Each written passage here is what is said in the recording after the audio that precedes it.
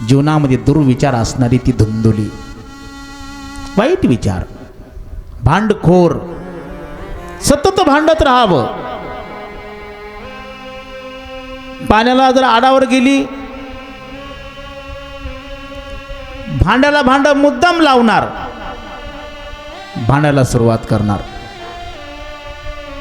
एखाद दिवशी भांड्याला कोणी नाही भेटलं, एकादशी घडायची तिला. नुसती दारात उभा राहणार, एखाद्या शेजारी नुसतं तिच्याकडे पाहिलं. कशामुळं पाहिलंस, का पाहिलंस, माझ्याकडे का पाहिलंस, भांडायला सुरुवात. तिचे भांडणापायी हाही त्रस्त झाला होता. पण दुर्दैव या आत्मदेवाचं, तिला काही बोलला नाही, काही नाही. आपला अरण्यामध्ये निघून गेला आणि आता जीवनयात्रा संपवायची. कुठंतरी फाशी घ्यावं, कुठंतरी एखाद्या पाण्याच्या विहिरीत म्हणा, तलावात म्हणा उडी टाकून हे जीवन संपवायचं या विचारांना बाहेर पडला. अरण्यातून, जंगलातून जाता जाता जाता जाता एक साधू दिसले. साधू पाहिल्याबरोबर मनामध्ये विचार आला, आता तर मरायचंच ठरलंय मरायचं म्हणून. मग जाता जाता साधूचं दर्शन घ्यावं, मरावं. जाता जाता साधूचं, अरे मरायला चालला, साधूचं दर्शन घेऊन तरी काय करायचे, जा की मर की तसाच. काही माणसं मरायला निघते तर हातात कंदील नेते संध्याकाळच्याला बॅटरी. कुठं चाललाय तो, मरायला, आणि हातात घेऊन काय चालला, मरायला चाललास ना, बॅटरीची काय गरज आहे. हा, काटा मोडून मर, काय फरक पडायला लागला. माझ्याकडे एक आला बघा, बीडमधला, आमच्या जवळ तिथं त्यांनी एक मंदिर बांधलंय. कोरोनाच्या कालावधीमध्ये आला, मला म्हणला महाराज. म्हणलं काय, मी गेलो होतो पण आलो. म्हणलं कुठं गेलता, नाही मी फाशी घ्यायला गेलतो. म्हणलं मग दावं मिळालं नाही काय, नाही म्हणलं दावं होतं. म्हणलं तुटलं काय, नाही म्हणलं तुटलं, घेतलीच नाही. फाशी तर घ्यायला गेलतास ना, मग माघारी का आलास, नाही गेलतो पण मग पुन्हा म्हणलं नग आता आत्ताच नाही मारायचं. मारोड्याचा माणूसही गणपतीची सेवा करतो, पण संसाराच्या व्यापानं गांजला आहे. आणि संसाराच्या व्यापानं गांजून भ्रष्ट बुद्धी विचलित झाली, चंचल बनली. काय करावं, काय न करावं, कोणत्याही एका विचारावर स्थिर राहत नाही मनुष्य. साधू दिसला की साधूकडे गेला, आणि साधूने लांबूनच पाहिलं, ही अवलाद आत्महत्या करण्याकरता चालली, इकडं माझ्याकडे कशाला येत असेल. जवळ आला की साधूने आवाज दिला, का रे बाबा कुठं चाललास, आत्महत्या करण्याचा विचार दिसतोय वाटतं. पक्का अंतकरणामध्ये विचार आला की अरे खरा साधू आहे. त्यांनी मला पाहिल्याबरोबर ओळखलंय मी काय करायला चाललोय, काय दिवा लावायला चाललोय. तर पायावर मस्तक ठेवलं, पायावर मस्तक ठेवून सांगितलं, महाराज बरोबर ओळखलं तुम्ही, मराय करताच निघालोय. का बाबा, कशाचं दुःख आहे तुला, कशा करता जगायचं महाराज, या जगात जगण्याचा अर्थ तरी काय. अरे झालंय काय महाराज, संतती नाही संतती म्हणून मरायला निघालोय. अरे मग संतती नाही म्हणून मरायला चाललास, आणि ज्यांना संतती आहे त्यांना तरी काय कमी दुःख आहे का. संतती झाल्यानंतर तुला सुख मिळेल का, याच्यात तुला खात्री आहे का. मुलगा झाल्यानंतर, संतती झाल्यानंतर सुखच मिळेल एवढी शाश्वती, एवढा विश्वास आहे का. देवाची कृपा मान, संतती नाही देवाचे आभार मान, आणि भगवत कृपा आहे म्हणून भगवंताची सेवा कर. आणि एक दिवस देहाचं आयुष्य संपलं की भगवंताच्या चरणी लीन होऊन जा. कर भगवत भक्ती, करा हरी भक्ती, परलोकी येईल कामा. करत राहा, एक दिवस उगवेल, त्याला फळ प्राप्त होईल. तो म्हणला, महाराज आता पायावर मस्तक ठेवलंय, एक तर मला संतती द्या, नाही तर पायावरच जीव देतो म्हणला. आता एरे उद्योगान बस खांद्यावर, घेणं नाही देणं नाही, हे सगळं जग सोडून जंगलात आलंय, जग याच्या मागं पळालंय. असंच आहे. आमचे गुरुजी म्हणायचे, बा साधू जर जगात आला तर जग साधूपासून लांब जातं, साधू जर जगातून बाहेर निघाला तर जग साधूकडे जातं. आपण डोंगर सुद्धा सोडिनात ना. अरे हिमालयामध्ये हा भोले बाबा केदारनाथ हिमालयात जाऊन बसला बिचारा. तिथं चाललो ना आपण. मेलो तरी म्हणतो एक दिवस मेलो तर तिकडंच मग जय केदारनाथ. अमरनाथला जातात लोक. अमरनाथला बरंही म्हणतात तिकडे गेलं तर अमर, आलं तर अमरच. अमर होऊन येऊन तर मग अमर होऊ. मनुष्य कुठं चालला? जिथं नाही तिथं चालला. साधूने विचार केला. संतती मागतोय. स्वतःच्या स्वसामर्थ्याने हातामध्ये एक फल संकल्पना निर्माण केलं आणि त्याला सांगितलं उठ बाबा, संतती पाहिजे घे. उठून उभा राहिला. त्याच्या वटीमध्ये पदरामध्ये ते फळ टाकलं आणि सांगितलं तुझ्या पत्नीला हे फळ खाण्याकरता दे. तुला सदाचारी सद्वृत्तीची संतती प्राप्त होईल. आकाशात आनंद मायना. नाचू लागला. हातामध्ये फळ घेतलं. साधूचे आभार मानले. परत आला. घरी आला. याच्या अंतःकरणात आनंद मावत नव्हता. ते येडे हळदीला माहीतच नव्हतं या आत्महत्या करायला गेले कशाला गेले. ती तिच्या आनंदात होती. घरी आला. फळ सांगितलं हे बघ आता आपलं संतती होणार आहे. तू हे फळ खायचं. साधूनी प्रसाद दिलाय आणि हे फळ खाल्ल्यानंतर तुला संतती होणार आहे. आपला मुलबाळ होणार आहे. तरी तिला काहीच नाही. येडीला माहेर आणि सासर सारखंच. घेतलं. पतीला बरं वाटावं तेवढ्या पुरतं हातात फळ घेतलं. फळ घेऊन चिंता करत बसली. तेवढ्यात तिची बहीण तिला भेटण्याकरता आली. बहिणीसमोर हातात फळ धरलं आणि त्या बहिणीला सांगते बघ माझ्या नवऱ्यानं आता हे फळ आणलंय. कुठे गेलता का दादापा? दादापाच म्हणतात का हो? हां मी ते पंढरपुरामध्ये चातुर्मासला होतो भीमराव. काय म्हणतात तुम्हाला मला माहीत नाही पण मी ऐकलं. राऊत बाबांचं प्रवचन ऐकून मठात चालून माझ्या पुढे आपल्या मठातले काही महिला मंडळ वयस्कर महिला मंडळ चालू होतं.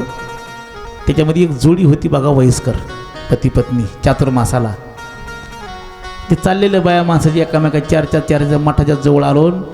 जी जोडी होती का ज्याच्या पत्नी होती ती वयस्कर माऊली ती म्हणती आमचा येडा महादेव कुठं गेला काय माहिती मला प्रवचनाला दिसलाच नाही. कोण म्हणली? काय म्हणली? येडा येडा आहेत तुम्ही. मी आल्यावर त्याला सांगितलं म्हणलं तुम्ही येडा महादेव आहेत का? तिला आलं कावरं बरं बघायला. म्हणलं महाराज मला नाही कळलं. मला तुमच्या घरवाले मालकीन म्हणले आमचा येडा महादेव. काय म्हणला मला तिच्या मनात नसतं म्हणला. काही म्हणती मला ती भोळा महादेव म्हणती येडा महादेव म्हणती कधी कधी म्हणती आमचं येडं बी म्हणती. तसं हा म्हणे हा दादापा कुठं गेला कुठून फळ घेऊन आला याला काय दुर्बुद्धी सुचली कोणाला माहिती. आता मला म्हणतो हे फळ खा आणि बघ ना वच्छला ए वच्छला ऐकतीस ना तू. बहीण भेटायला आली ती. तिचं नाव वच्छला होतं. इथालची नाही ती विशालनगर उत्तम नगर मधली. वच्छला बघ हा दादापा फळ घेऊन आला मला म्हणतो फळ खा. आता मी हे फळ खाणार. याने मला गर्भ राहणार. गर्भ वाढत जाईल. माझ्या पोटामध्ये अन्न कमी बसल. जसा गर्भ वाढेल तसं मला त्रास होईल. अशक्तपणा येईल. कधी मला चक्रा येतील. हे 9 महिने 9 दिवस कष्ट मला सहन करावे लागतील. ते लेकरू जन्माला आल्यानंतर त्याचं मलमूत्र मला करावं लागल. त्याची बाळाती मला धुवावी लागतील. सगळे वस्त्र आभूषणं त्याला करावी लागतील. त्याला सांभाळावं लागल. कसा या दादापाला दुर्बुद्धी सुचली कोणाला माहिती. वच्छला तू तरी एखादा उतारा दे याच्यावर. ती वच्छला सुद्धा गरोदर होती. सख्खी बहीण होती. तिनं सांगितलं हे बघ तुला मी युक्ती सांगते उतारा देते याच्यावर. उताराच म्हणतात का हो? आता काय इकडं म्हणतात मला माहीत नाही होती. बिडाकडं म्हणतात उताराच. तिनं सांगितलं एक काम कर हे फळ गाईला खाऊ घाल. तुझ्या दारात गाय आणि माझा नवरा पैशाचा धनाचा लोभी आहे. मी प्रसूत झाले की तुला ही माझी होणारी संतती देऊन टाकील. तोपर्यंत पोटावरती वस्त्र बांधून तुझ्या नवऱ्याला तू गरोदरी असं भासव, म्हणजे तुला कसलेच कष्ट पडणार नाहीत. मगाशी बोलून गेलो दुर्विचाराची असल्यामुळं नको ते विचार करणारी. तिला आनंद जगण्यात नव्हता, तिला आनंद संततीमध्ये नव्हता, तिला आनंद संसारात नव्हता, तिला आनंद पतीच्या सेवेत नव्हता. तिचं स्वतंत्र एकटीचाच प्रपंच चालू होता. बहिणीनं सांगितलं तसं तिनं केलं. प्रत्येक महिन्याला पोटावरती वस्त्र वाढवावी आणि आपल्याला संतती होणारे पतीला भासवलं. पतीला आनंद झाला. तिच्या बहिणीला संतती झाली. ती संततीच्याकडे पोहोच केली. पोटावरची वस्त्र बाजूला काढली. पतीला सांगितलं आपल्याला संतती झाली, मुलगा झाला. पतीला आनंद. गावभर सगळ्यांना आनंद व्यक्त केला. गावभर सर्वांना काय ते वाटतं तुम्ही, साखर पान पेढे सगळं वाटलं. सर्वांना आनंद झाला. पोरगं लहानाचं मोठं होऊ लागलं. नामकरण विधी करायचा आहे. नाव कोणी ठेवावं लागतं? नाव कोण ठेवतात बाळाचं? हां, आपल्या गावात ठेवत नाही तर नाव ठेवतात ना वाटतं का? घेऊन येतं जन्माला आल्याबरोबर? नाही, अजून तर कोणी आणलं ज्ञानोबा म्हणतात ना, जन्मली या बाळकाशी नाम नाही तयापासी, ठेविलेनी बाळ नावेसी ओदेत उठी. आपण जन्मल्याबरोबर नाव घेऊन येत नाही, ठेवावं लागतं. पण ठेवण्याकरता विशिष्ट प्रकार आहे बघा, त्याचा प्रक्रिया वेगळी आहे त्याची. काहीतरी करतात बघा. कोण असतं नाव ठेवण्याकरता? तुला माहिती आहे का रे? तुझं नाव कोण ठेवलं? मम्मीने ठेवलं. तुला माहीतच नाही. ती मम्मीने नाही ठेवलं बघ. पाळण्याखाली दुसरीच बसली होती. हां, एवढा उशीर लागतो का? भेटतात का काय तुम्ही आत्याला? हां, शास्त्र सांगता आत्याचा काहीच संबंध नाही. ती मधीच बिचमी मारा चांदबाई, तिचा काही संबंध नाही नाव ठेवायला. नाव ठेवण्याचा अधिकार आहे बापाचा आणि आईचा, आईपेक्षा बापाचा. हे काही नाही. आपलं तिथं सामान होतं बाजूला, चाललंय बा काहीतरी पोराचं नाव ठेवायचं म्हणतात. बसतो आपला बिचारा बाजूला. तिनं सांगितलं माझं पोरग आहे, माझं पोराचं नाव मी ठेवणार आणि माझ्या नावावरून माझ्या पोराचं नाव ठेवलं जाईल. तिचं नाव होतं धुंदुली, म्हणून तिने पोराचं नाव ठेवलं धुंदुकारी. दुष्ट बुद्धीचा. धुंदुकारी म्हणजे काय? दुष्ट बुद्धीचा नाव ठेवलं. जेव्हा धुंदुकारीचं नाव ठेवलं, धुंदुली प्रसूत झाली असं भासवलं, तिचा मुलगा आहे म्हणून जगाला कळवलं, पतीला कळवलं, तेव्हा 7 महिने गाईला झाले होते. 3 महिन्यानंतर गायही प्रसूत झाली. गाईला मुलगा झाला, वासरू नाही. पूर्ण शरीर मानवाचं, कान गाईसारखे, म्हणून त्याचं नाव ठेवलं गोकर्ण. गो म्हणजे गाय, कर्ण म्हणजे कान. गाईसारखे ज्याचे कान तो गोकर्ण. गोकर्ण भगवान की जय. गोपाल कृष्ण भगवान की जय. गाईला मुलगा झाला, साधूच्या प्रसादाचा परिणाम. दोन्ही मुलं घरामध्ये लहानाची मोठी होऊ लागली, नांदू लागली, खेळू लागली. परंतु लेकराचे पाय पाळण्यात दिसू लागले. लहानपणापासून खोडकर वृत्ती धुंदुकारीची. धुंदुकारी लहानाचा मोठा झाला, बाहेर फिरू लागला, सवंगड्यात जाऊ लागला. शेजाऱ्यांच्या मुलाकडे जावं, त्यांना चिमटी घ्यावं, रडायला लावावं, घरी पळवून यावं. एखाद्या मुलाच्या उभा राहून खान कानाखाली लावावी, घरी पळवून यावं. भांडणं घरी यायचे, पण आई त्याच स्वभावाची लोक घरी भांडायला यायला भ्यायची. सज्जनाला माणसं भेट नाहीत, दुर्जनाला चांगले माणसं लवकर भेटतात. नगवा त्याच्या दारात जायचं, आग्नीला हातात घ्यावा पण त्याला हातात धरू नये. आग्नी पळणार नाही पण ती पळवल्याशिवाय राहत नाही. नको त्या खोड्या करू लागला. काही मुलं उचलायची आणि विहिरीत टाकायची. धारदार शस्त्र हातामध्ये घेऊन गावात फिरायचा. चोऱ्या करू लागला. कुणाचं उलथानं चोरून आण, कुणाचं खोरं चोरून आण, कुणाचं ताटच चोरून आण, कुणाच्या दाशातातलं काही मालच तोरबडून आण, काही करायचं. आपल्या लेकराला जर वेळीच संस्कार जर नाही दिले तर मुलं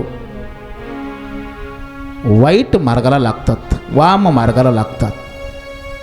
लक्ष दिलं पाहिजे. मुलगा असो की मुलगी असो, भले शाळेत जरी जात असली तरी सुद्धा जातायत कुठं, करतायत काय. आम्हाला ती बीडजवळ म्हणून बरेच अनुभव येतात. सकाळी शाळा भरती बीडमध्ये आणि पोरं दप्तर घेऊन आमच्या तिकडं असतात. डोंगरामध्ये छोटी छोटी अशी मुलं सुद्धा, हॉस्टेलला ठेवलेली मुलं, कधी आईबाप तिथंही राहिला, शाळेत चाललो म्हणून सांगतात, दप्तर घेऊन इकडे डोंगरात फिरतात. मुलीसुद्धा मुलंसुद्धा. लक्ष पाहिजे. धुंदुकारीकडे आत्मदेवाचं लक्ष नाही. आईला गोड वाटतंय. लहानाचा मोठा होऊ लागला, नको ते कृत्य करू लागला. नको ते कृत्य करता करता काय झालं, धुंदुखारी महाखल, हा महाखल आहे, दुष्ट प्रवृत्तीचा आहे. आणि गोकर्ण ज्ञानी आहे, सदाचारी आहे, सद्विचारी आहे. पोराचं वाईट वर्तन आत्मदेवानं पाहिलं, मनामध्ये झुरो लागला. नको ते कृत्य करावं, घरचं धन न्यावं, तिकडं त्याचा विध्वंस करावा. बरेच दिवस झाले. लहानाचा मोठा झाला, सांगितलेलं ऐकत नसायचा, माघारी गुरकायचा, बापाला आईला गुरकायचा, अंगावर धावून जायचा. लोकाची सदैव भांडणं, गावाला सगळं वेठीच धरलं. समग्र गाव त्रस्त झालेलं. अशा अवस्थेमध्ये पुन्हा गोकर्ण आत्मदेव नावाचा ब्राह्मण चिंताग्रस्त बसला. गोकर्ण बाहेरून आला, बापाचं दुःख जाणलं. बाबा, चिंता करताय पोराची ना? वाईट वाटतं ना? पोरगं वाईट वृत्तीनं वागतंय. बाबा, कशाला गुंतत आहे? कोणाचं पोरग आहे? तुमचं? तुम्ही पोराचे न जाणो किती जन्मामध्ये तुम्ही त्याचे बाप झाला असेल, तुमचा तो बाप झाला असेल. कुठं या नात्याला घेऊन बसलात, कुठं या संबंधाला पाळत बसलात, खत पाणी घालत बसलात. बाबा, तो वाईट वागतो याचं दुःख करण्यापेक्षा जीवनाचं वाटोळं होतं याचं चिंतन करा. बाबा, या जगात कोणीच कुणाचं नाही, आपलं कोणीही नाही या जगात. खरंच अंतर्मुख होऊन विचार करा. आपण जगतोय कोणाकरता? या जगात राहतोय कोणाकरता? कमवतोय काय? कमवल्याचा परिणाम काय? जीवनाला आपल्या स्वतःचा फायदा काय? स्वार्थ काय? गोकर्ण स्वतःच्या पिताश्रींना सांगतोय, बाबा चिंता करू नका, धुंदुकारीची चिंता करू नका. मुलगा आणि बापाच्या नात्यामध्ये गुंतू नका, घराच्या धनामध्ये गुंतू नका. असारह खलू संसारो दुःख रूपी विमोहकः. तो असार संसार आहे. संसारात आहे काय? संसरती ती संसार, हा सारखा बदलत राहतो, सरकत राहतो, त्याला संसार म्हणतात. म्हणून तर संतांनी सांगितलंय, आजा मेला पंजा मेला बाप मसना गेला, देखत देखत नातू पंतू तोही तैसा झाला. बदललं हे सरकत चाललंय, सारखा बदल होत चाललाय. असार याच्यात सार नाहीये, येथे सार भगवंत. फलकट तो संसार. संसार कसा आहे? फलकट आहे, फोल आहे. संसार म्हणतो ये इकडे.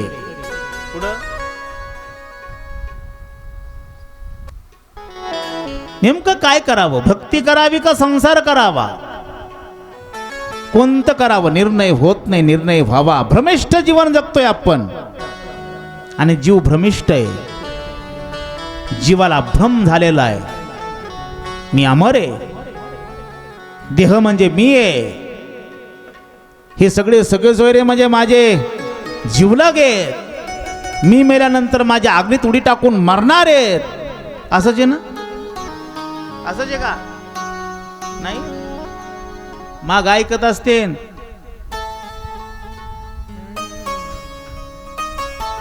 कसंही नेमकं आहे, कोणाकरता जगतोय आपण?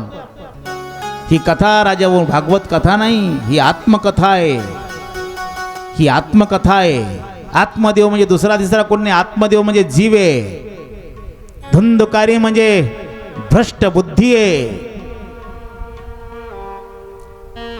आपली बुद्धी तशीच आहे, जिथं जावं तिथं तसंच करावं वाटतं, जे पाहावं तसं आपल्याला असावं वाटतं. आखाड्यात गेलं की कुस्ती करावीच वाटते ना, पण कसरत करावी वाटत नाही. कुस्ती करण्याकरता कसरत लागते, संसार करण्याकरता परमार्थ करण्याकरता सुद्धा कष्ट लागतात. कष्टाविना फळ नाही. कशाला गुंतलाय बाबा पोराच्या मोहामध्ये? इथं राहून काय मिळणार आहे?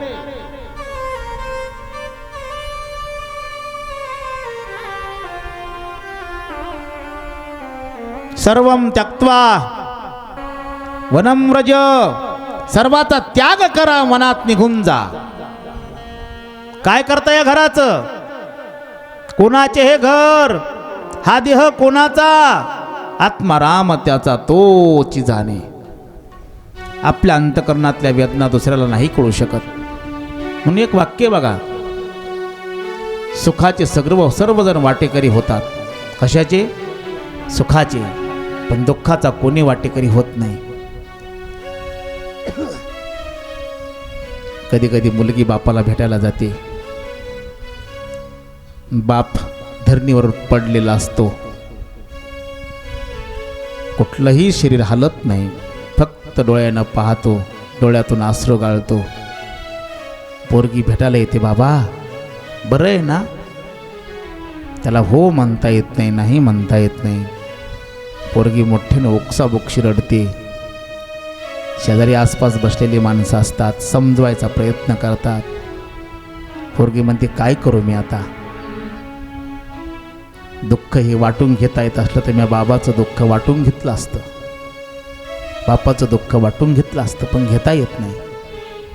त्याला देता येत नाही आणि हिला घेता येत नाही. आनंद असतं, आनंदाला वाटून घ्यावंसं म्हणायची गरजच पडत नाही. सगळे आनंद वाटून घेतात, सगळे आनंदामध्ये सहभागी होतात, दुःखात कोणीच नाही. आंधळे पांगळ्यामध्ये आले बघा, इष्टमित्र स्वजन सखी हितो सुखाची मांडणी, एकला मी दुःख भोगी कुंभपाक जाचनी, तेथे कोणी सोडविना आई बापा वाचून. असंच आहे ना? तेथे कोणी सोडविना घरच्या पत्नी वाचून. असंच आहे का? तेथे कोणी सोडविना माझ्या पोरा बाळा वाचून. असंच आहे का? गुरुजी नाही म्हणतात वा? नाही नाही म्हणतात, असं नाही म्हणतात. तेथे कोणी सोडविना एका सद्गुरु वाचून. आता असंच आहे ना? असंच आहे, असंच आहे, नाही असंच आहे, असंच आहे. समग्र जीवन एका बाजूला आणि आपलं परमार्थातलं जीवन एका बाजूला. हे आवाज बिघडला रे अशोक, काय झालंय? काहीतरी झालं इकडं. हे मॉनिटरचा आवाज बंद झाला काय बघ. गोपाल कृष्ण भगवान की जय. आपल्याला जगात जग सोडणारं कोणीच नाही. आनंदानं करावं, आनंदानं ऐश्वर भोगावं, मुलाबाळामध्ये ऐश्वर आनंदानं राहावं, आनंदानं संसार भोगावा. पण परमार्थ करता जीवन वेगळं ठेवावं, वृत्ती अंतर्मुख ठेवावी आणि परमात्मा आपलासा करावा. बापाला सांगतोय गोकर्ण, बाबा कोणाचं कोणी नाहीये, निघा या घरातून बाहेर निघा, त्याग करा या घराचा, मुलाबाळाचा त्याग करा, निघा घराच्या बाहेर. पण वनात जाऊन करू काय? करू काय? बाबा तुमचं कोणीच नाही ना, काय करता? देह तुमचा आहे का? मी विचारतो आपल्याला, देह आपला आहे का? नाही? देऊन टाका मग मला. देह कोणाचा आहे? देह आपला आहे काय? देह हे काळाचे, खिशातलं कोणाचं आहे? देऊन टाका इकडं आता कथेला. तुमच्याकडे आहे का? नाकातलं कोणाचं आहे? गळ्यातलं कोणाचं आहे? कुबेराचं आहे. ही कथा कुबेराच्या बापाची आहे. देऊन टाका या कथेला. अरे आपलं काय आहे? येथे मनुष्याचे काय आहे? इथं मानवाचं काहीच नाही. मानवानं विनाकारण अभिमान धारण करू नये. अभिमान नष्ट करणारी श्रीमद भागवत कथा आहे. आपली अभिमानाची झाक नष्ट करणारी भागवत कथा आहे. आपला अहंकार नष्ट करणारी भागवत कथा आहे. जीवन आपलं भ्रमिष्ट झालेलं अगदी योग्य मार्गाला लावणारी भागवत कथा आहे. बापाला सांगितलं उठा, निघा, चला. चौघाच्या खांद्यावर जाण्याच्या ऐवजी स्वतःच्या पायाने निघा. निघाले आत्मदेव. अरण्यामध्ये गेले. पोराचा उपदेश मानला. कोणी कोणाला उपदेश करावा? बापानं पोराला उपदेश करावा. पोराचा एवढा अधिकार आहे काय? पत्नीनं बायकोला उपदेश करावा का बायकोनं पत्नीला? पतीनं बायकोला का बायकोनं पतीला उपदेश करावा? अधिकार कोणाचा आहे? आईनं पोराला उपदेश करावा का पोरानं आईला उपदेश करावा? आमच्या हिंदू धर्मामध्ये वयाला किंमत नाही, अधिकाराला किंमत आहे. येईल उद्याच्याला देवहूती स्वतःच्या पोराला सिंहासनावर बसून त्याच्याकडून ज्ञान प्राप्त करून घेते, स्वतःचं जीवन कृतार्थ बनवते. कपिलाचार्य, गोस्वामी तुळशीदास, पत्नीनं उपदेश केला. प्रभू रामचंद्र भेटले, जीवन राममय बनलं. कोणी कोणाला उपदेश करावा? गोकर्णानं उपदेश केला बापाला, बापानं ऐकला. बाप निघून गेला अरण्यामध्ये. बापाला सांगितलं जा श्रीमद भागवत ग्रंथाच्या दशमस्कंदाचं चिंतन करा, बाललीलेचं चिंतन करा, चित्ताला भगवत आकार द्या आणि देहाचं आयुष्य संपलं की कृष्ण भगवंताच्या महाज्योतीमध्ये लीन होऊन जा. ब्रह्मसुखामध्ये लीन व्हा. ब्रह्मरूपता प्राप्त करून घ्या. कृतार्थ व्हाल. आत्मदेव नावाचे ब्राह्मण निघून गेले. कोणालाही विचारलं नाही. पत्नीला सुद्धा सांगितलं नाही. बरेच दिवस झाले आत्मदेव घरी आले नाहीत. गोकर्ण सावत्तेनं तिथं वावरत होते. धंदोकारीला तर काही घेणं देणं नव्हतं. पत्नीलाही त्याच्याशी काही एवढं काही वाटत नव्हतं. महिना होत आला, 2 महिने होत आले. एक दिवस धंदोकारी घरी आला. बायकोला आईला म्हणू लागला, आई बाबा काय घरी दिसत नाहीत. बरेच दिवस झाले पाहतोय, बाबाची वाट बघतो. तुला सांगून गेले असतील, कुठं गेले? तर काही पता नाही रे पोरा, कुठं गेले माहीत नाही. नाही तुला सांगितलं असेल ना? नाही सांगितलं सुद्धा नाही. बर सांगू नाही तर न सांगू, मला एक काम कर. काय रे बाबा? मला पैसे लागतात, धन लागतं. तुला माहीत असेल बाबांनी कुठं ठेवलंय, कुठं ठेवून गेलेत, मला तेवढं काढून दे. आईनं सांगितलं नाही बाबा मला काही माहीत नाही. पैसे कुठे आहेत माहीत नाही, धन कुठे माहीत नाही, काही माहीत नाही. संध्याकाळी झोपला, सकाळी उठला. आई स्वयंपाक करते. हा चुलीपुढं आईपाशी जाऊन बसला. आईला सांगितलं, आई तू काही म्हण, मला धन लागतंय, पैसे लागतात, दे. आईनं सांगितलं बाबा मला खरंच माहीत नाही, खरंच माहीत नाही. त्यांनी सांगितलं आई मला उगं विनाकारण रागवायला लावू नकोस. बऱ्या बोलानं सांगतो. पोरगं बोलतंय हे, बऱ्या बोलानं सांगतोय. आई धन दे, बापानं ठेवलेला माझ्या, तुला सगळं माहिती आहे. आई काही नाही नाही नाही करते. शेवटी आईनं हात जोडले पोराला. जिनं हौसानं नाव ठेवलं होतं ज्याचं, धंदोकारी, त्या पोराला हात जोडून सांगितलं, बाळा नाही रे, मला माहीत नाही, धन कुठे माहीत नाही. घरातलं सगळं घन संपलं होतं, धन कुठं राहिलंच नव्हतं.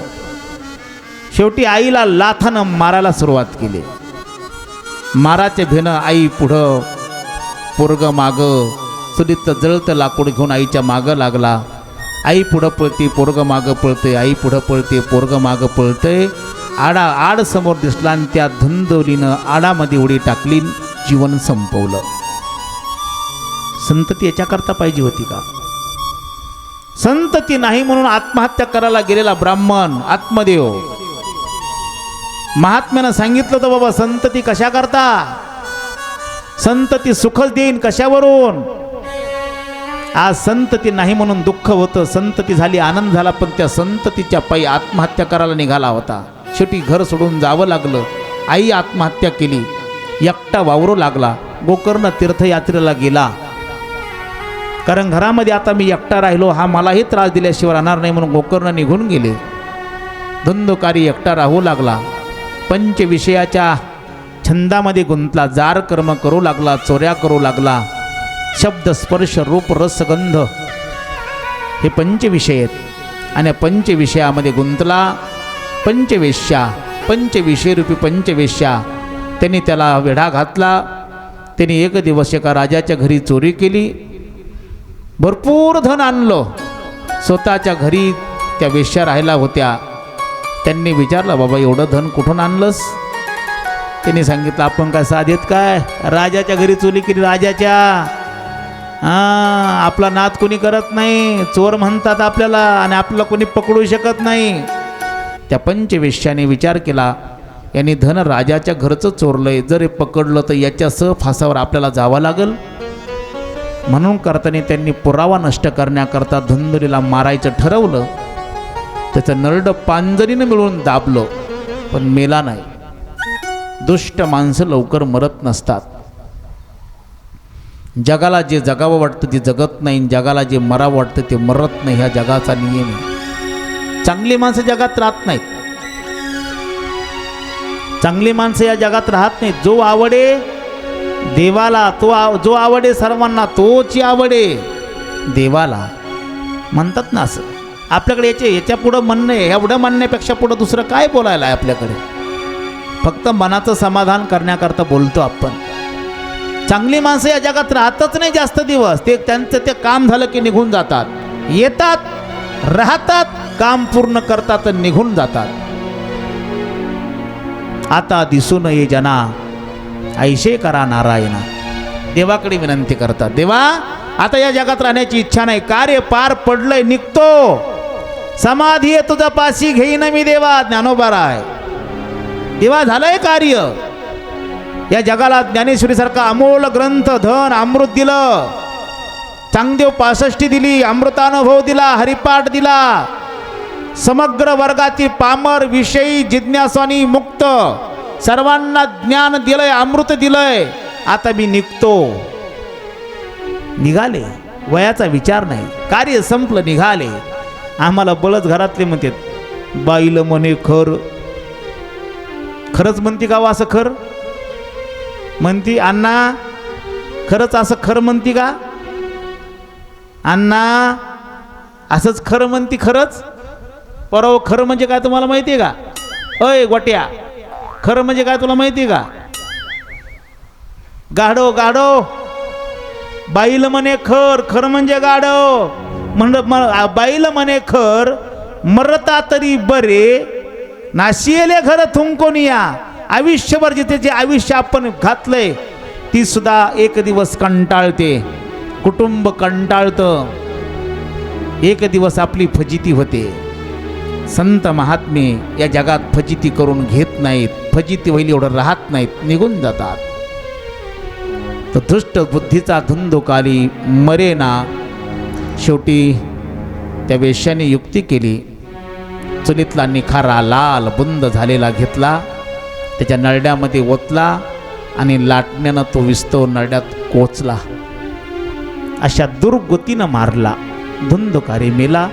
त्या घर सोडून गेल्या. बरेच दिवस झाले. गोकर्णलाही कळालं. गोकर्ण परत आपल्या गावी आले. दुःख व्यक्त केलं. गावकऱ्यांनी समज काढली. संध्याकाळी वाड्यात जाऊन झोपले. रात्री त्याला आवाज येऊ लागला. कधी डुक्कर होऊन यायला लागला, कधी गाढव होऊन येऊ लागला, कधी मांजर, कधी मुंगस, वेगवेगळ्या प्राण्यांचा आकार धारण केला. कधी इंद्रच होऊन येऊ लागला, कधी हत्ती होऊन येऊ लागला, ब्रह्मदेव होऊन येऊ लागला, वेगवेगळ्या रूपामध्ये तुझं समोर यायला लागला. रडलेला आवाज यायला लागला. रडलेला आवाज आला तेव्हा उठून बसले. कोण रडत असेल? भास झाला असं वाटलं. पुन्हा झोपले. पुन्हा रडलेला आवाज आला. पुन्हा उठले. 2 वेळेस झालं. तिसऱ्यांदा उठून बसले आणि आवाज दिला. कोण आहे रे बाबा? का रडतोय? काय दुःख आहे? कशा करता तो रडतो? समोर ये. धुंदकारीनं आवाज दिला. मी तुझा बंधू आहे, भाऊ आहे. धुंदकारी. अरे तो तर मेला. नाही मेला, पण तो पिशाच चेवणीला गेला. ज्याचा आत्मघात होतो म्हणजे अपघात होतो, ते तुम्हाला भूत मान्य आहे का? भूत परव भूत पाहिलं का कधी? तुम्ही पाहिलं का रे? नाही. उद्या सकाळी माझं संग येता का? तुम्हाला भूत दाखवीन मी नक्की. बघा बरं का. हां, कोण कोण येणार? हात वर करा. यांचे नावं टिपून घ्या. त्यांना मजा वाटते. तुम्ही नाही पाहिलं कुणीच? हां, नाही पाहायचंय का? आलं काय? एवढे लवकर नका आणू. हां, आता हे विज्ञान युगे, आपण आधुनिक युगामध्ये जीवन जगतो. पुन्हा त्यात महाराष्ट्र पुरोगामी महाराष्ट्र विचाराचा महाराष्ट्र आहे. आम्ही महाराष्ट्रातल्या लोकांनी मागासलेले विचार बाहेर हद्दपार केलेत. बरोबर आहे की नाही? भूत भूत भूत पाहिला असो न पाहिलेलं नसो, आमचं शास्त्र मात्र असं सांगतंय. समजा एखाद्या व्यक्तीचं आयुष्य आहे, 50 वर्षाचं आयुष्य आहे, आणि तो न जाणो अपघातानं 25 वर्षामध्ये गेला. त्याचा देह पडला. आपल्या आईच्या उदरात आपण प्रवेश केला गर्भामध्ये, तेव्हा आपलं आयुष्य ठरलेलं आहे. आपलं आयुष्य ठरलेलं आहे. जन्माची जागा ठरलेली आहे, मरणाची जागा ठरलेली आहे, आपला मान ठरलेला आहे, आपला अपमान ठरलेला आहे. आपल्या आयुष्याचं आपल्या प्रारब्धानं धन ठरवलेलं आहे. अन्न मान धन हे तो प्रारब्ध अधीन, वस्त्र निवारा हे सगळं ठरलेलं आहे. पण अपघात झाला आणि गेलो, 25 वर्षामध्ये गेलो. 25 वर्षात गेल्यानंतर उरलेलं आयुष्य किती राहिलं? 25 वर्षाचं राहिलं. आता 25 वर्षाचं आयुष्य राहिलंय. कोणाचं राहिलं? आत्म्याचं राहिलं का देहाचं? कोणाचं राहिलं? देहाचं राहिलं का आत्म्याचं? आत्मा वेगळा आहे, देह वेगळा आहे. तुम्ही वेगळे, तुमचा देह वेगळा आहे. हे कापड वेगळं आहे आणि आपण वेगळे आहेत. देह म्हणजे कापड आहे. वासांशी जीर्णानि यथा विहाय नवानि गृह्णाति नरोपराणि तथा शरीरानि विहाय जीर्णानि अन्याति संयाति नवानि देही. आपण मरणाऱ्याने आत्मा कधी मरत नसतो, देह मरत असतो. कापड फाटत असतं, आपण फाटत नसतो. कापड अचानक अकस्मात जीर्ण झालं, फाटलं, अकस्मात फाटलं. आता आयुष्य देहाचं शिल्लक आहे. तो जीव या मृत्यू लोकातून तो वर जात नाही. जोपर्यंत या देहाचं देह नष्ट झाला, अपघातानं झाला, पण देहाचं 25 वर्षाचं आयुष्य जी शिल्लक राहिलं, ते 25 वर्ष त्या देहाचं आयुष्य पूर्ण होईपर्यंत तो जीव आत्मा भटकत फिरतो या मृत्यू लोकामध्ये. आणि भटकत फिरत असताना वेगवेगळे आकार धारण करतो. त्याला वायू देह मिळतो, वायू रूप मिळतं. वायू रूपामध्ये तो फिरतो. आणि मग ते म्हणतात भूत लागलं. बघा तुम्ही, कधी कधी ते पूर्वीच्या काळात होत होतं. एखादे मुस्लिम धर्माचं जर एखादा जीव गेलेला असला, मराठ्याच्या लोकांना लागला, हिंदूच्या लोकांना, ते हिंदी बोलतं असं होतं म्हणतात. पहिलं भाषा सुद्धा ती स्वतःची त्याच्यावर प्रभाव टाकतं. राशीवरती ते वहारीमध्ये सापडलं की राशीवरती धरतं. भूत योनी आहे, पिशाची योनी आहे. अशा पिशाची योनीला तो धुंदोकारी गेला. आणि गेल्यानंतर तो भावाला म्हणजे गोकर्णला, बंधूला सांगू लागला, माझ्या उद्धाराची काही व्यवस्था कर. मला फार वेदना होतात. माणसं पाप करताना आनंदानं करतात आणि पाप भोगताना रडतात. वाईट कर्म करताना आनंदानं करतात आणि वाईट कर्म भोगायची वेळ आली की रडत बसतात. अरे असं वर झाडावर चढू नको, नाही नाही त्याला काय होतं, अरे झाड कुचकय जाऊ नको, नाही नाही त्याला काय होतंय.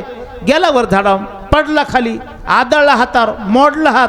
आता कोणाच्या गळ्यात पडन, कोणाच्या गळ्यात पडन पोराव, आईच्या का मम्मीच्या. बघा ते मध्ये ते नाही, एक मध्ये त्याच्या ते मध्ये तुझ्या गळ्यात पडन, त्याचा हात मोडला की तुझ्या गळ्यात पडन म्हणतोय ते. जाय त्याला फरफटीत घेऊन कुठं त्याला. ज्याचा हात मोडून त्याच्या गळ्यात पडन. जैसी करणी वैशी भरणी. आपलं करा, बोलू नका. बस बस बस, पडला पडला, मोडला मोडला, बदला. अय पैलवान राम्याऊ, हा बोलू नका बाळांनो. इकडे माझ्याकडे बघा. अरे अरे गंगाराम, हा थांबा थांबा, तुम्ही त्यांना काहीच करून रडत बसते पुन्हा. मग इथं मार नसतं जमत. शांत बसा, फक्त अर्धा तास आता जमन ना. आता तुम्हाला नाचायचे थोड्या वेळाने. कोण कोण नाचणार आहे या ठक्यात लगेच तयार आता.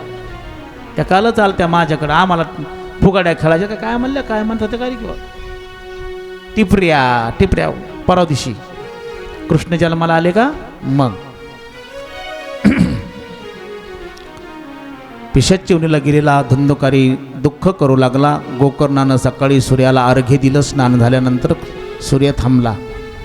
राजा एक करत जा, बस कथा वेगळी कळली नाही तरी चालेल. रोज सूर्याला जर आपण अर्घ्य देत नसाल, पाणी देत नसाल 2 हातानं, तर उद्यापासून द्यायला सुरुवात करा. जिता जागता देव सूर्यनारायण आहे. आपलं चांगलं आणि वाईट आयुष्याचा साक्षीदार सूर्यनारायण आहे. आपण आणखीन परमात्मा पाहिला नाही, पण सूर्य आपण प्रत्येकजण पाहतो, सतत सन्मुख आहे आपल्या. म्हणून त्याला अर्घ्य देत जा. त्या अर्घ्य देण्यामध्ये फार मोठं सामर्थ्य आहे. पूर्वी बोलू नका, बोलू नका. सूर्याला थांबवलं, सूर्याला विनंती केली, माझा बंधू पिशाच चिवणीला गेलाय, काहीतरी उपाय सांगा. सूर्यानं सांगितलं, काही काळजी करू नको बाबा, श्रीमद भागवत कथा ज्ञानयज्ञाचं आयोजन कर, 7 दिवस कथा कर, त्याचा उद्धार झाल्याशिवाय राहणार नाही. गयेला पिंडदान केलं होतं गोकर्णानं. या जगामध्ये गयेला पिंडदान केलं की दुसरं तीर्थच नाही पिंडदान करण्याकरता. सर्वात शेवटते 2 गया आहेत, एक मातृगया आणि एक पितृगया.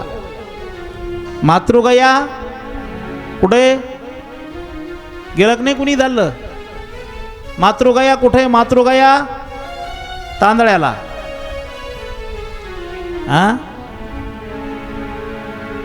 आणि पितृगया, पितृगया बिहारमध्ये आहे आणि मातृगया गुजरातमध्ये आहे. 2 ठिकाणी 2 आहे. वडिलांचं पितृगयाला पिंडदान केलं जातं आणि आईचं मातृगयेला. पुन्हा कुठं पिंडदान करायची गरज नाही. गोकर्णाचे त्याचं पिंडदान तिथं केलं, पण धुंदुकारीनं सांगितलं, एकदा केलंस ना 100 वेळेस कर. एवढा पापी आहे मी की माझं पापच नष्ट होऊ शकत नाही, एवढं मी पाप केलंय.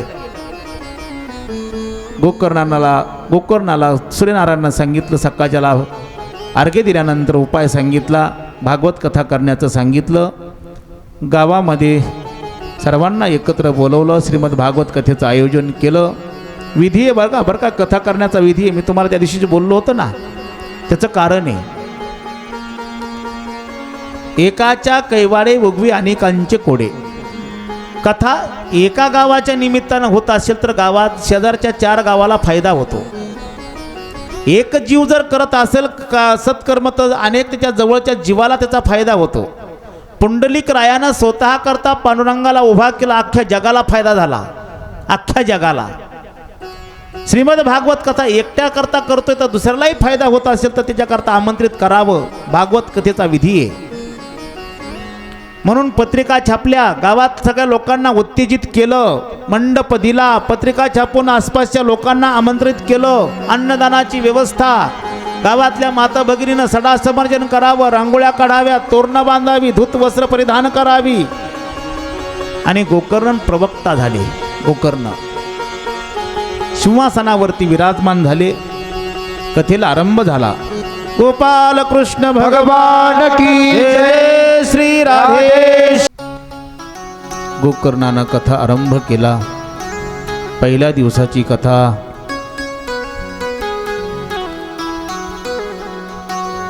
सर्वांनी श्रवण केले आणि गोकर्णाने आरतीसाठी सर्वांना इशारा केला. आरती करता सर्व उभा राहिले. पुष्पंत्र पुष्पांजली झाली.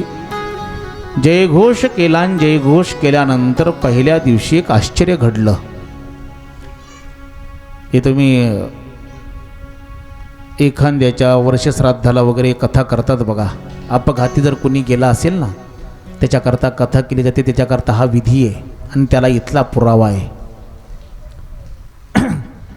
आरती झाल्यानंतर पहिल्या दिवशी एक आश्चर्य घडलं. आश्चर्य असं घडलं, डाव्या बाजूला एक बांबूची काठी होती. कथा आरंभ करत असताना गोकर्णाने धुंदुकारीला आव्हान केलं. त्याला बसण्याकरता एक आसन ठेवलं. आसनावरती धुंदुकारी येऊन बसला, पण वाऱ्याचं झुळूक आली की त्याला वारा उडवून लावायचा. त्याला काय तिथं बसवू देईना. धुंदुकारी कथा ऐकायला आलता, इतका दुष्ट असणारा, पिशाच चिवणीला गेलेला कथा ऐकायला. भूत पिशाच निकट नाही आवई, हरि उच्चारणी मंत्र पे आगाध, पळे भूत बाधा. पण साधूंनी अशा भूतांना सुद्धा पिशाच येऊन गेल्या जीवाचा उद्धार करण्याकरता आव्हान केलं आणि आसनावर बसवलंय, पण वारं बसू देना. वायुदेह मिळालेला. एक बांबूची 7 कांड्याची काठी होती आणि त्या बांबूच्या काठीमध्ये त्यांनी प्रवेश केला. तिला 7 कांड्या होत्या. असे हे असतात ना कांड्याबरोबर, ते तशा 7 कांड्या होत्या. आरती झाल्यानंतर जयघोष झाला. अचानक स्फोट झाला. आवाज आला गाठ फुटल्याला. काय झालं काय झालं काय? बांबूकडं पाहिलं तर बांबूची गाठ फुटली. पहिल्या दिवशी 1, दुसऱ्या दिवशी 2, तिसऱ्या दिवशी 3, चौथ्या दिवशी 4, अशी करत करत 6व्या दिवशी 6वी गाठ फुटली. गाठी फुटाव्यात. गाठी शब्दाचा अर्थ काय? गाठी असतात बघा. तुमच्या शेतकऱ्यांकडे भरपूर गाठी आहेत. बैलाच्या कासऱ्याला गाठ असते बघा. तिचं नाव काय? बैलाच्या कासऱ्याच्या गाठ असते ना ती ती बिल्ड फोडायची. त्या तोंडाला कोणची गाठ असते? आगुंडी. परत सोलीला गाठ असते. मागं दुमतून त्याला काहीतरी देतात ना तुम्ही, ते चार गाठ. चाह्याला गाठ असते. त्याला काय कोणती गाठ म्हणतात? चाड गाठ. आसडी गाठ. अजून सांगा. सगळ्या गाठी सोडायच्यात आज. एक ठेवायची नाही. नंतर यांच्याकडच्या विचारतो तुमच्याकडे कोणत्या कोणत्या गाठी आहेत नंतर सांगायचं. जशा या व्यवहारातल्या गाठी आहेत ना, तशा आणखीन गाठी आहेत. ममतेची गाठ, रागाची गाठ, द्वेषाची गाठ, अहंकाराची गाठ, अभिनिवेश म्हणजे मरणाच्या भयाची गाठ, ह्या पण सुटल्या पाहिजेत. 7 गाठी आहेत. 7 गाठी आहेत. अहंता ममता दवडोनी निज शांती वरिली. जगद्गुरु तुकोबाराय. तुकोबाराला मोक्षानं वरलं, शांतीनं वरलं. का वरलं? गाठी सुटल्या म्हणून वरलं. तुका म्हणे सोडिल्या गाठी दिली पिठी पायाशी. देवाच्या चरणाला मिठी दिली. का कधी दिली? गाठी सुटल्यानंतर दिली. गाठीचे प्रकार 2 आहेत बघा, मुख्य प्रकार. काही माणसं बाहेरच्या गाठीचे असतात, तर काही माणसं सांगा ना राव. आता सांगा ना राव. ओ सैदापूरकर, मी कोणत्या गाठीचेच नाही विचारलं, गाठीचे प्रकार विचारले. काही माणसं आतल्या गाठीचे असतात, तर काही माणसं बाहेरच्या गाठीचे असतात. गाठी सोडा. ज्या दिवशी जीवनातल्या गाठी सुटतील त्या दिवशी परमात्मा आपल्या समोर उभा राहील. तोपर्यंत देव आपल्या समोर उभा राहू शकत नाही. किती परमार्थ करा, किती परमार्थ करा. आम्ही परमार्थ करून आमच्या गाठी बळकट करतो, पण सोडत नाही. परमार्थ आता परमार्थ म्हणून राहिला नाही, अशी कधी कधी खंत व्यक्त तरुण मंडळीत केली जाते. परमार्थ परमार्थ करताच करावा, संसार संसारा करता करावा. संतांनी संसार केला पण परमार्थ झाला. आम्ही परमार्थ करतो, आमच्या परमार्थाचा संसार व्हायला लागला. जे करतोय ते आम्हाला पत्नाला नेतं की काय भय निर्माण झालंय. पुण्य करिता होय पाप. परमार्थ कशा करताय? द्वेष एकमेकाचा मत्सर वाढवण्याकरता का मत्सर नष्ट करण्याकरता, द्वेष नष्ट करण्याकरता. तुझं माझं नष्ट करे परमार्थ अभेदात्मक परमार्थ आहे.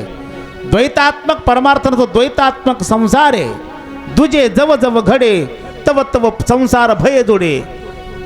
द्वैता भयम भवती. द्वैतामध्ये भय असतं.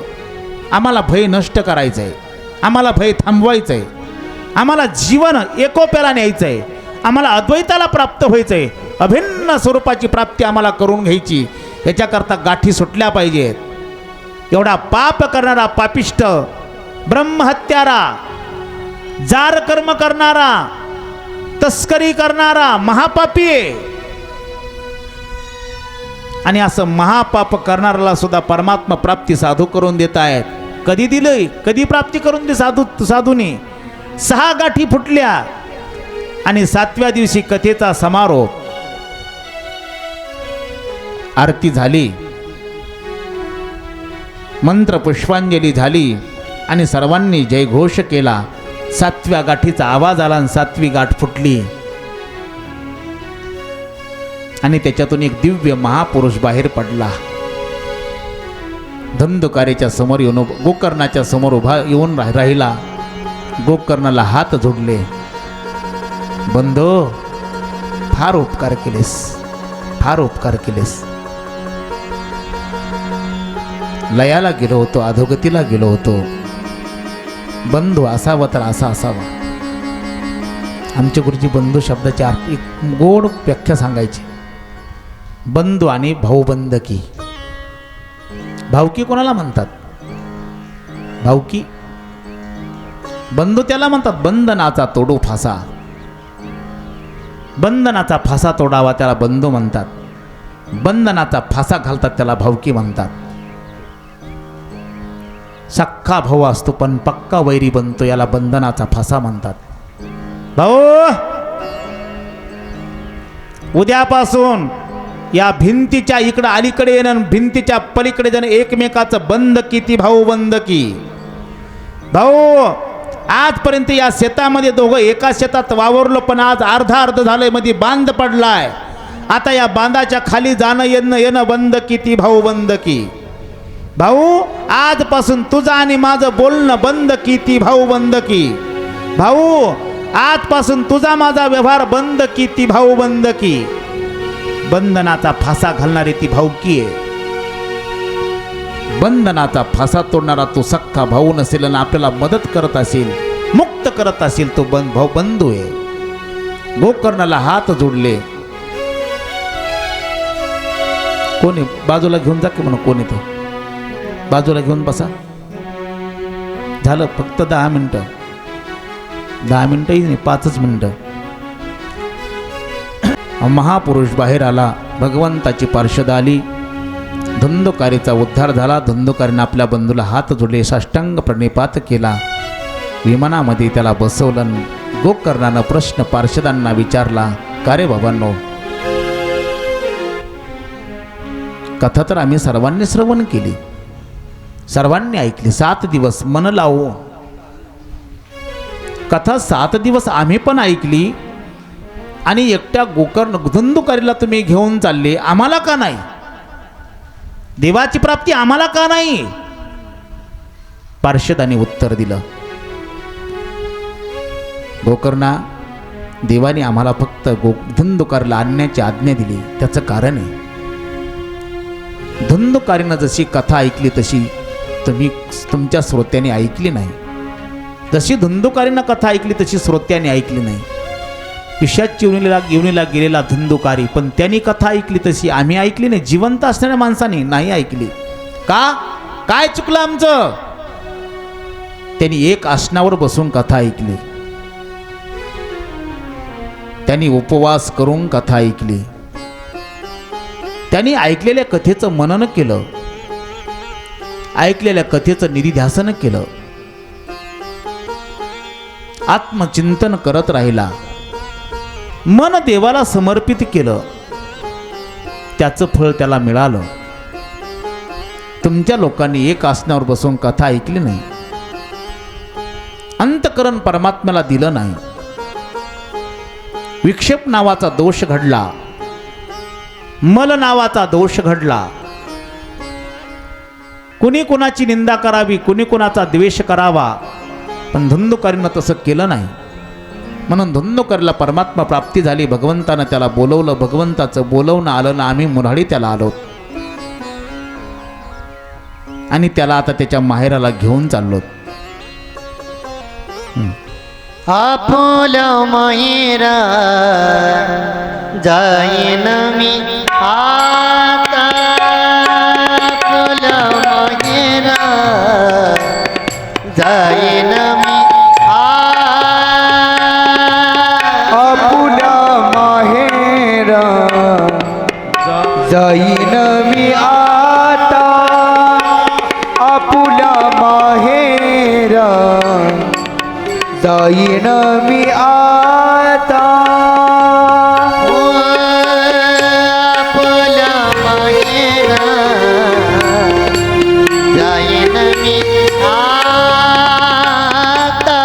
आपुलं माहेरा जाईन मी आता. आपुला माहेरा जाईन मी आता, आपुला माहेरा जाईन मी आता. निरपया सदा हाती आला,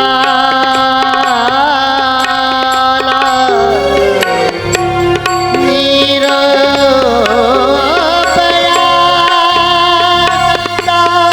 हाती आला, निरपया सदा हाती आला. आपुला माहेरा जाईन मी आता, आपुला माहेरा जाईन मी आता, आपुला माहेरा जाईन मी आता. निरोपया संता हाती आला, निरोपया संता हाती आला. आपुल्या माझे आई रे आणि सुख दुःख माझे आई रे आणि सुख दुःख माझे ऐकिले कानी. गोपाल कृष्ण भगवान की जय, गोकर्ण भगवान की जय. जय जय श्री राधे. श्याम. आपण ऐकतोय ते श्रीमद भागवत कथेचं महात्म्य. एक पिशाच योनीला गेलेला जीव प्रत्यक्ष दिव्य स्वरूप प्राप्त करून परमात्मा त्याला घेऊन जातो. ही कला या भागवत कथेची आहे. श्रीमद भागवत कथा ही अमृत आहे. तव कथा अमृतम. तप्त झालेल्या जीवाला शांत करणारी कथा आहे. एका जीवाचा उद्धार झाला. पिशाच योनीला गेलेल्या पाप्यातल्या पापी असणारा जीव, महापापी. या जगामध्ये एवढं पाप नाही बघा, जेवढी या ग्रंथात शक्ती आहे तेवढं. आणि एवढे आपण पापी नाही की आपण या ग्रंथापासून आपल्याला पाप आपलं जाणार नाही, आपल्या कथेतून पाप जाणार नाही. आपलं फक्त मन देवाला द्या. गोकर्णाने धुंदकारीचा उद्धार केला. पार्षदांनी सांगितलं आम्ही त्याला घेऊन चाललो, तुम्ही पुन्हा कथा करा. 7 दिवस कथा करा, उपवास करा, एक आसनावर बसा, चित्ताचं आसन करा, चित्त परमात्म्याला द्या. तो मन हे मीचे करी माझे भजनी प्रेम धरी सर्वत्र नमस्कारे मज एकाते. या जगात वाईट कुणीच नाही. दुर्योधनाला या जगात चांगलं कुणी दिसलं नाही आणि धर्मराजाला या जगात वाईट कुणी दिसलं नाही. धर्मराजाला या जगात वाईट कुणी दिसलं नाही म्हणून धर्मराजाचा उद्धार आहे. धर्मराजाचा पाठीराखा कृष्ण परमात्मा आहे. आणि दुर्योधनाला या जगात चांगलं कुणी दिसलं नाही. बापाला पाणी पाजायला शिल्लक कुणी 100 पोरातला एक पोरगा राहिला नाही. हे नुसतं ऐकायचं नाही, हे आपल्या जीवनात पाळायचंय, आचरणामध्ये आणायचंय. कथा ही करमणुकीचं साधन नाही, आत्मउद्धाराचं साधन आहे, आत्मोन्नतीचं साधन आहे. या कथेनं कीर्तनानं संसार सुखी होणार नाही, पण नक्की आपलं जीवन सुखी झाल्याशिवाय राहणार नाही. संसाराला सुखाचा सुगंध नाही, दुर्गंध आहे, दुःखाचा दुर्गंध आहे. पण त्या दुःखाच्या दुर्गंध असणाऱ्या संसाराला सुद्धा सुखाचा सुगंध जर यावा वाटत असेल, कृष्ण कथा श्रवण करा. 7 दिवस पुन्हा कृष्ण कथा केली आणि 7व्या दिवशी समग्र उत्तम नगराचा उद्धार गोकर्णाच्या माध्यमातून झाला. 7व्या दिवशी प्रत्यक्ष इंद्रादी देवाने मृदंग वाजवला. प्रल्हाद, अर्जुन, शुकाचार्य, सनकादिक, नारदजी नाचू लागले. भक्तीला आनंदाला उधाण आलं आणि भक्तीसुद्धा नाचू लागली. ज्ञान वैराग्याला पुष्टी प्राप्त झाली. आणि अशा वेळेला जिथं तांडव नृत्य करणारा परात्पर परमात्मा शंकर भगवान तांडव नृत्य करू लागले, तिथं कृष्ण भगवंताला राहतं काय? कृष्ण भगवान परमात्मा तिथं आले. शुकाचार्य हे सनकादिक नारदजींना सांगतात, बाबा पिशाची योनीला गेलेल्या जीवाला सुद्धा उद्धार करून देणारे, मोक्ष देणारे श्रीमद भागवत कथा आहे. अशी ही कथा जिसे श्रवण कर मिट जाती है, जिसे श्रवण कर मिट जाती है जन्म जन्म की व्यथा. जय कृष्ण कथा, जय जय कृष्ण कथा, जय जय कृष्ण कथा, जय जय कृष्ण कथा. ओ जिसे श्रवण कर मिट जाती है, जिसे श्रवण कर मिट जाती है जन्म जन्म की व्यथा. जय जय कृष्ण कथा, जय जय कृष्ण कथा, जय जय कृष्ण कथा, जय जय कृष्ण कथा, जय जय कृष्ण कथा, जय जय कृष्ण कथा. मिट जाती है जीवन जन्म जन्म की व्यथा. कशानं? कृष्ण कथेच्या श्रवणानं. अशी ताकद त्या कृष्ण कथेमध्ये आहे. म्हणून ही कृष्ण कथा श्रवण करायची. गोकर्णानं पुन्हा समग्र गावाचा उद्धार केला. सर्वांना परमात्म्यानं आपल्या स्वरूपाला प्राप्त करून घेतलं. सनकादिक नारदजींना सांगू लागले, बाबा तुमच्या शंकेचं समाधान झालं. नारदजी बोलू लागले, झालं, माझ्या शंकेचं समाधान झालं.